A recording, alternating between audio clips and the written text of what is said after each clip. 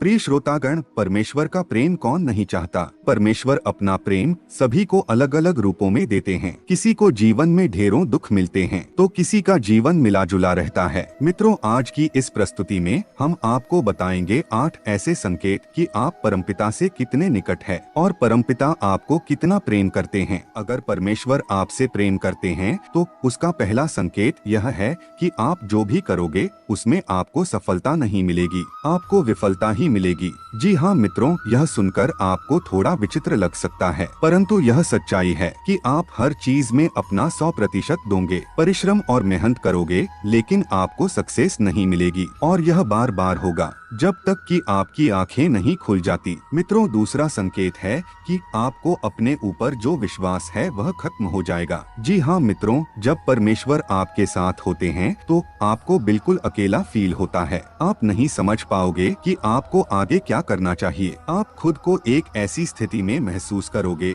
जहां आपकी कोई मदद नहीं कर सकता।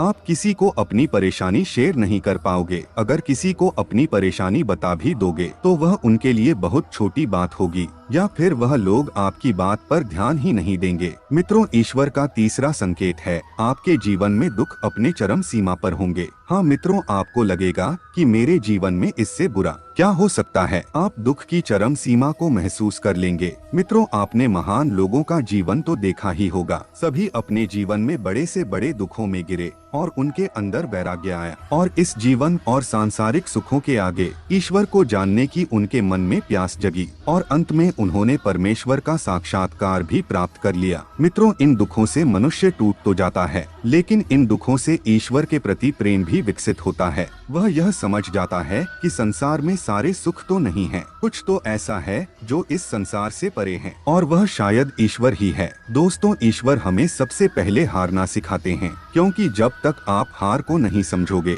आप जीत को भी नहीं समझ सकते हो। मित्रों, चौथा जो संकेत है वह है जब आपकी सारी उम्मीदें टूट जाएगी तब आपके भीतर एक खोज शुरू होगी, यानी आपके भीतर की, आपके अंदर की एक रिसर्च शुरू होगी। इससे आप खुद को ही परखोगे, अपनी कमियों और खामियों की जड़ तक जाने का प्रयास करोगे। अपने जीवन में जो कुछ भी खो दिया है या जिसमें भी विफल हुए हो उसका कारण ढूंढोगे। आप खुद से सवाल करोगे। मित्रों, यही वह वक्त होता है जब आप अपने अंदर से आत्मा से जुड़ने लगते हो और आपके जीवन में एक नया बदलाव आता है। दोस्तों, पांचवा संकेत है आपके चरित्र में, आपके व्यक्तित्व में बदलाव आता है। मित्रों, जब आप खुद से जुड़ने लगते हो तब आप खुद को और अपनी खामियों को समझने भी लगते हो। इससे आप खुद को बदलना और तराशना शुरू कर देते हो। आप पहले से ज्यादा शांत, स्थिर, चीजों को गहराई से समझने वाला बनने लगते हो। मित्रों, जब भी हम ईश्वर की राह में जाने लगते हैं तब वह सबसे पहले हमारे अंदर परिवर्तन लेकर आता है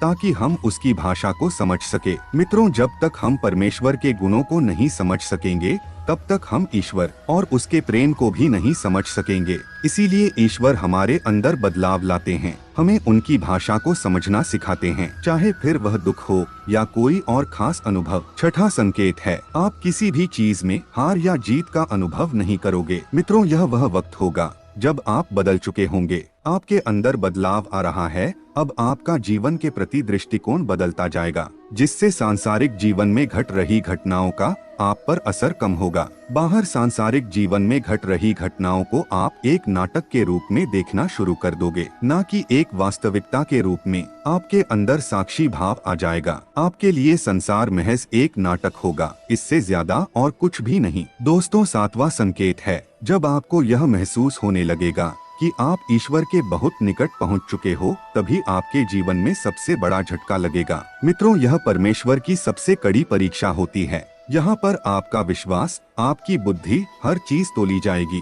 जो कुछ भी अभी तक आपने अपनी यात्रा और साधना के द्वारा सीखी है, इस वक्त आपके जीवन में ऐसी परेशानियां, दुख या फिर इतना ज्यादा ऐशो आराम आ जाएगा कि आपको वाकई लगेगा ईश्वर तो कुछ भी नहीं है, वह केवल एक झूठ है, एक भ्रम है। यह समय सबसे अधिक धैर्य का होता है। अगर इस समय आप अपने पद से विचलित नहीं हुए तो आठवें संकेत के रूप में या तो ईश्वर खुद आपके समक्ष प्रस्तुत हो जाते हैं, चाहे वो किसी भी रूप में हो। दोस्तों, यह आठवां संकेत ऐसा होता है जिसे शब्दों में व्यक्त नहीं किया जा सकता। स्थिति पर पहुंचने पर आपके मन में लेश मात्र भी संशय नहीं रह जाएगा। कि ईश्वर आपके साथ नहीं है। आप हर पल ईश्वर का और उसे आपके साथ होने का एहसास होगा। अनुभूति को पाकर मदमस्त रहेंगे और आपको ऐसी शांति और आनंद की अनुभूति होगी जिसे शब्दों के द्वारा तो नहीं कहा जा सकता है। मित्रों, यह बातें आपको कैसी लगी हमें कमेंट करके बताना ना भूलें। और मूल्यवान जानकारी के लिए आप हमारी चैनल को सब्सक्राइब कर सकते हैं। धन्यवाद।